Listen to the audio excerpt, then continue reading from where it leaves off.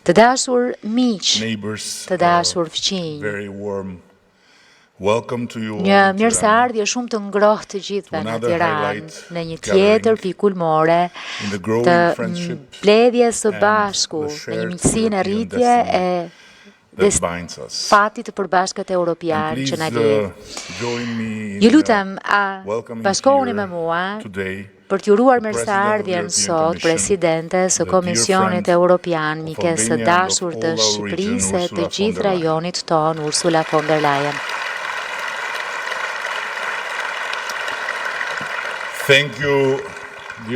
Faleminderit e dashur Ursula që u ktheve në Ballkanin Perëndimor për të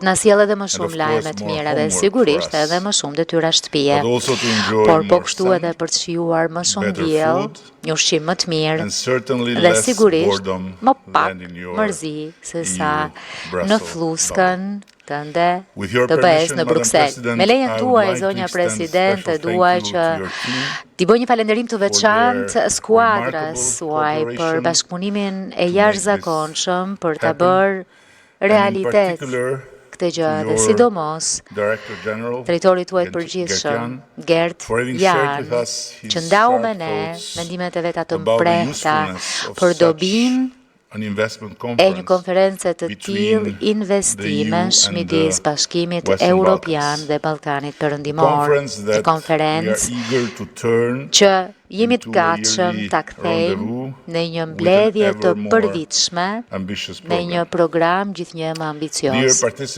Të dashur pjesëmarrës, për një kohë mjaft të gjatë, historia e Europës dhe Ballkanit Perëndimor është shkruar me gramatikën e pritjes. Pritja për BE-n u bë thuajse një sinonimi e pritjes për Godon. Në një pikë caktuar u bë vërtet dëshpëruese.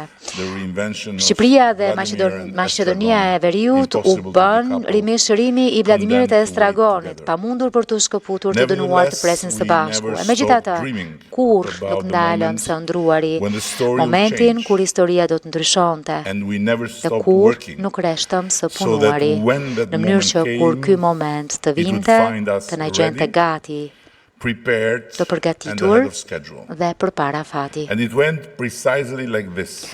Dhe shkoi pikërisht kështu, kur momenti erdhi. Ishim gati të nisnim së bashku me Komisionin Evropian procesin e negociatave që nuk mund të ishte më intensiv e as më çlirues nga fantazmat e së shkuarës. Nga kërkesa jon për antarësim të koreksi ynë për rritje, po përvijohet një hartë e re, jo në letër, por në hapin ton të ardhurit bashkë, më afër Bashkimin Evropian, në fluksin e turistëve dhe investimeve europiane dhe në zgjimin e një ide të thjesht por të fuqishme, që Ballkani Perëndimor nuk është obor i pasëm i Europës e as lagja e tij e dorës dytë, por horizonti i ri. Një horizont i ri jo prej mures e kufish, por horizont energjie dhe imagjinate.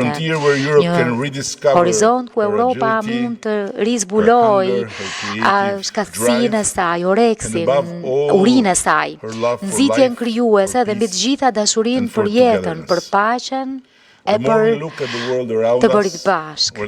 Sa më shumë hedhim sy nga bota rreth nesh, ku loja e madhe ekonomisë lëviz me shpejtësi, ku zinxhirët e furnizimit dridhen, ku teknologjia riformson jetën orë pas ore, e ku tranzicioni i gjelbër kërkon jo vetëm rregulla, por kuraj.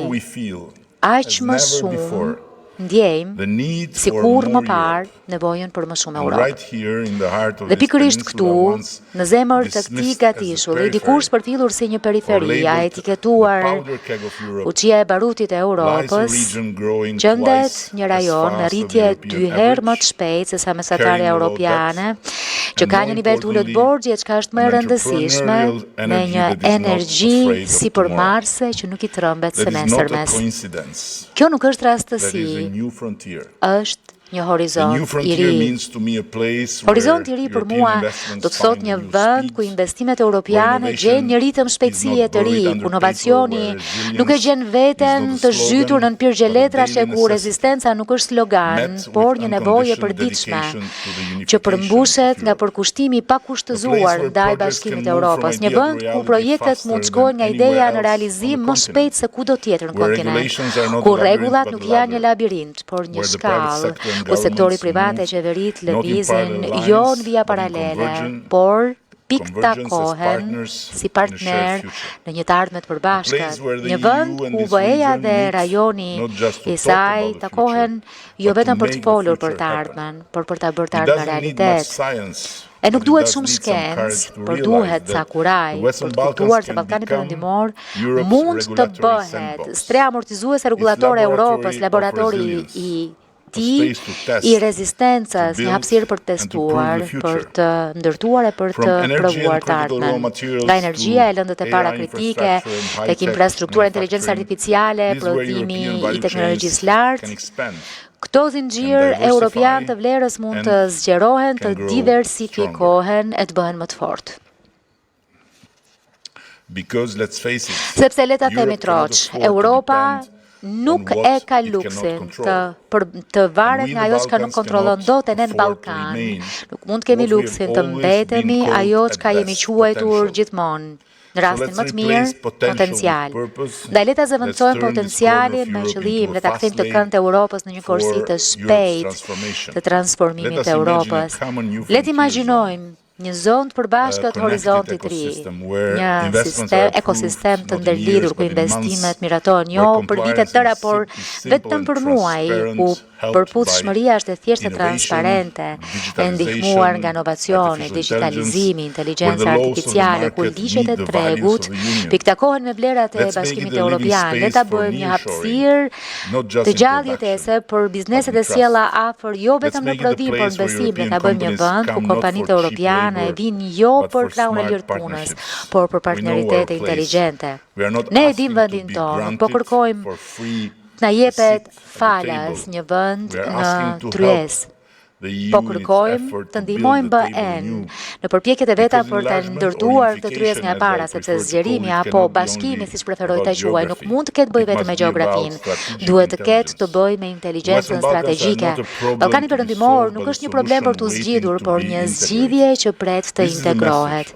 Ky është mesazhi i horizontit të ri, që kapitulli tjetër i qendresës së konkurrueshmërisë së Europës nuk do të shkruhet vetëm në Bruksel, apo në kryeqytetet e vjetra të Europës, mrekullueshme Bashkimit Evropian, por edhe në Podgoricë, Tiranë, Beograd, Shkopje, Prishtinë, Sarajevo së bashku. Nga qymyri e çelikun në inovacion e besim për partnerët europian. Nuk u kërkojmë bamirësi a dhurata.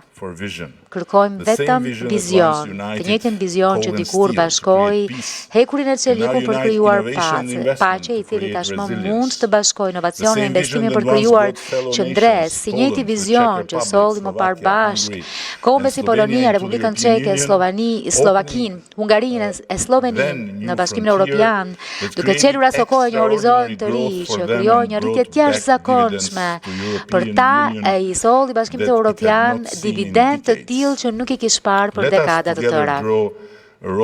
Le të përbijojmë së bashku një udhërrefyes ku stimujt tanë piktakohen me përparësitë tuaja, ku reformat tona i përgjigjen nevojave tuaja dhe ambicjet tona përputhen me nivelin evropian.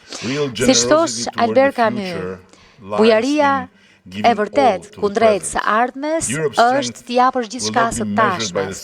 Fuqia e Europës nuk do të matet në fundit nga matësia e institucioneve të veta, por nga shtrirja e imagjinatës së saj, një imagjinat që është diçka që Ballkani Perëndimor e ka me bolli.